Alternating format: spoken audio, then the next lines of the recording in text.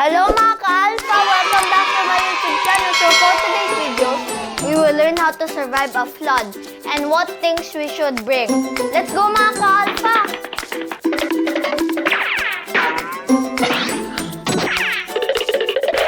Tara mga ka-alpha, let's learn together!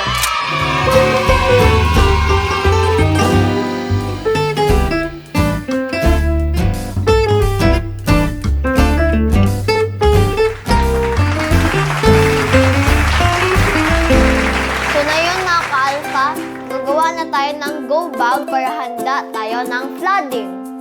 So mga ka-alpha, ano ba talaga ang go bag? Ang go bag ay dito linalagay kung anong kailangan for an emergency.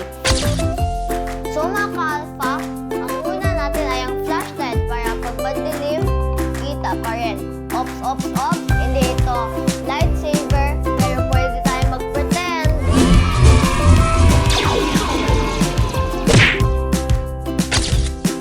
So, ang next natin mga ka-alpha ay ang tubig kasi para hindi tayo ma-dehydrated. Ang tubig ang pinaka-importante sa lahat. Kahit wala kang pagkain, kailangan talaga ng tubig para hindi kayo ma-dehydrated. So, mga ka-alpha, ang next natin ay small towel. Kailangan natin ito para in case basa tayo, makapunas tayo at nilalamig.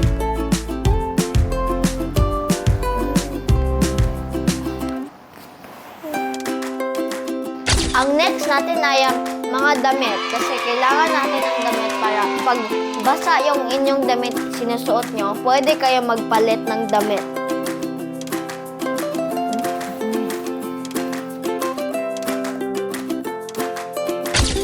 Ang next natin ay ang mga snacks natin. Kailangan natin ng snacks in case tayo ay magutom at para tayo ay strong. Ito ay ang Oreo. Ito ay choco, white choco. Ito ay butterscotch squares. Ito ay Oreo ulit. At ito ay cookies.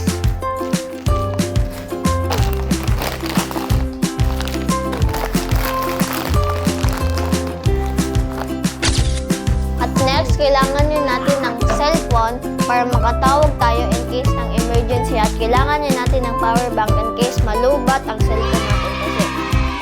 Wala ng kuryente pag mag-flood. Kaya kailangan natin ng power bank also.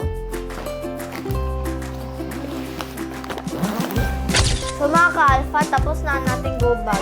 Ang next naman natin, saan tayo pumunta pag tumaas na yung tubig? Let's go! So mga ka-alpha, pag tumataas ang tubig, kailangan natin magpunta ng higher place. Pero, kailangan natin may kasamang adult. Tara na mga ka-alpha!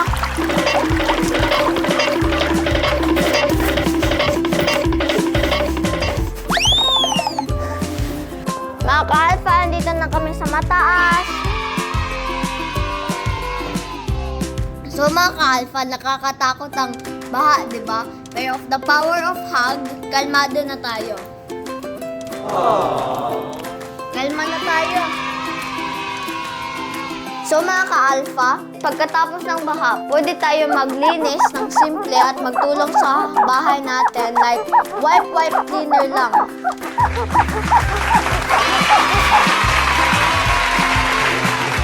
So mga ka-alpha, dapat we should always be prepared when a flooding comes. Kailangan natin maging safe palagi pag may flooding. Review time! Number 1, always listen to your parents. Number 2, always have a go bag.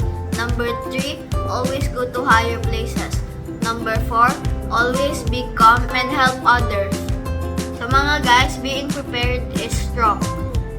Also share this video para always prepared sila, and don't forget to like, share, and subscribe. And comment down below kung anong gusto nyo tuloy sa akin next. Bye-bye na!